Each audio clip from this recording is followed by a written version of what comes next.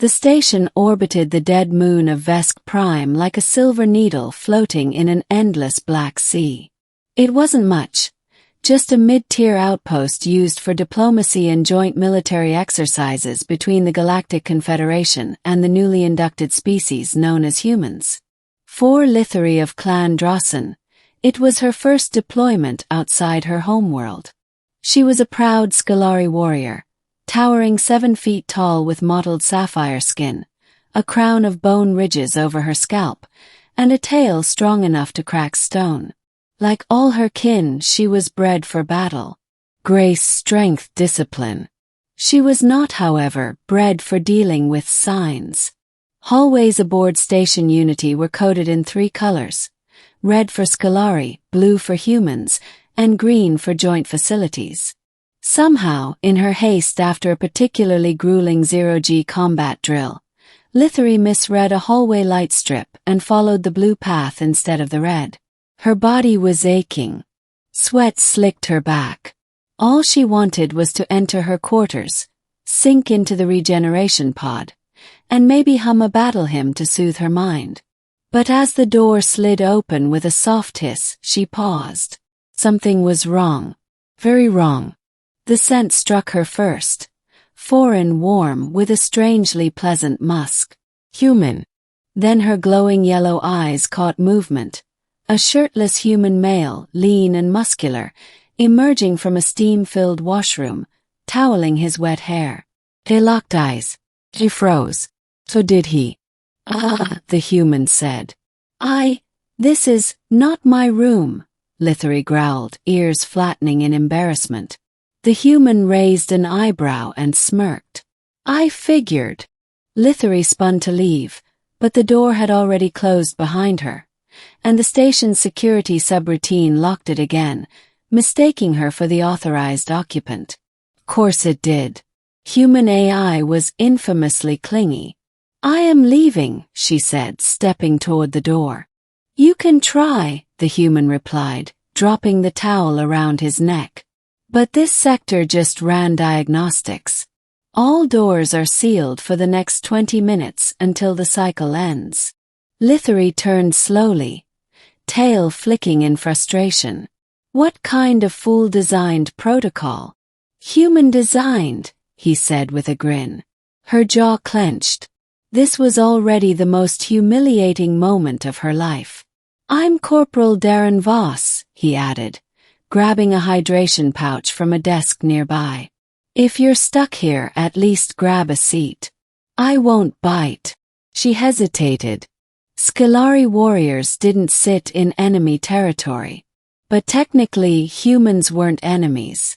Not anymore. Not since the peace accords and the shared victory over the Croc swarm. Grudgingly, she perched on the edge of the narrow bunk. "I'm Lithari, Weapon Master of the Drossen Third Blade," she said. Darren gave a low whistle. "That sounds badass. I'm just the 3rd best sniper in my unit. Not as fancy." She eyed his arms. Not overly large, but densely packed muscle.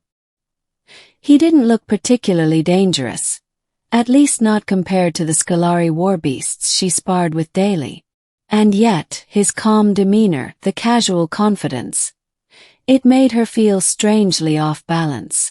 He tossed her a fresh hydration pouch. She caught it mid-air without looking. "So," he said, leaning against the wall, "why'd you barge into my room? Miss me already?" She narrowed her eyes. "Do all humans engage in foolish banter during lockdowns? Only the charming ones." She didn't have a reply for that. Instead, she sipped the hydration pouch and tried to ignore the way his eyes studied her. Not with fear, not with disgust, but with curiosity, interest. 20 minutes turned into 30, then 40. Darren tried bypassing the lockdown, but the AI wouldn't budge. Meanwhile, the two of them sat in awkward silence. Occasionally he cracked a joke.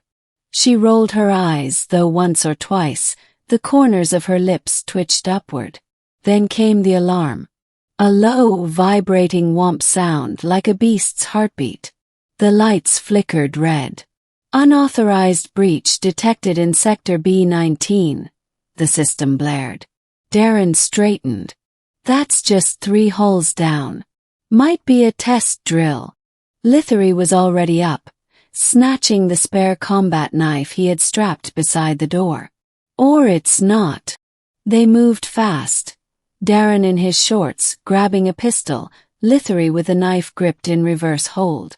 They stepped into the hallway as the door finally unlocked. Kiss.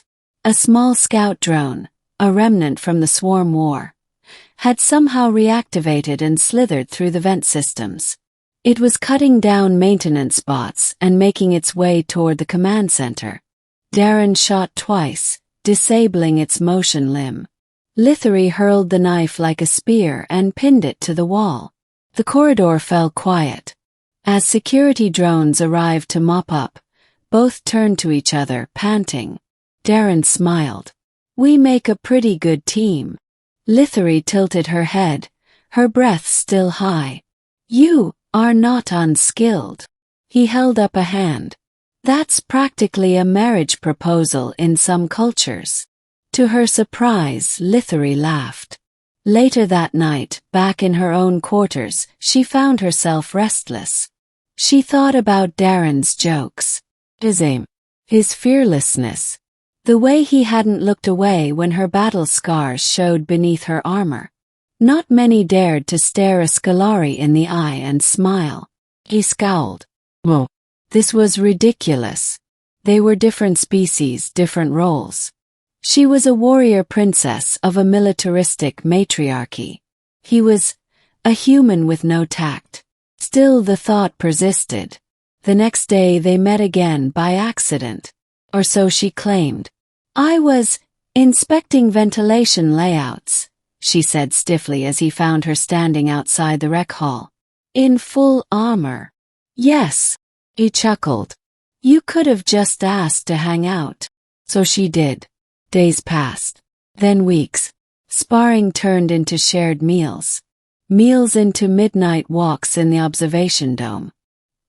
He showed her human music, blaring rhythms and alien melodies.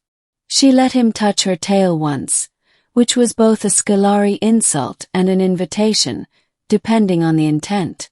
He treated it like sacred ground. The bond grew. One night, after they both returned from a joint op that nearly went sideways, Darren was in his room, shirtless again, bruised but grinning. She entered, this time intentionally. You again, he said. I wanted to see if you were wounded, she said. You mean you just wanted to see me half naked again? Lithary stepped closer. Your jokes. They are crude. Predictable. Foolish. And yet, he said, stepping closer too, you keep showing up. She stared at him for a long moment, then placed her hand gently against his chest. His heartbeat quickened. You are fragile, Darren Voss, she whispered. You're terrifying, Lithary Drossen. They kissed. Carefully at first, then hungrily. After that she stopped pretending. Some nights she stayed in his room. Other nights he stayed in hers. The crews talked. Whispers spread. But no one interfered. Not even command.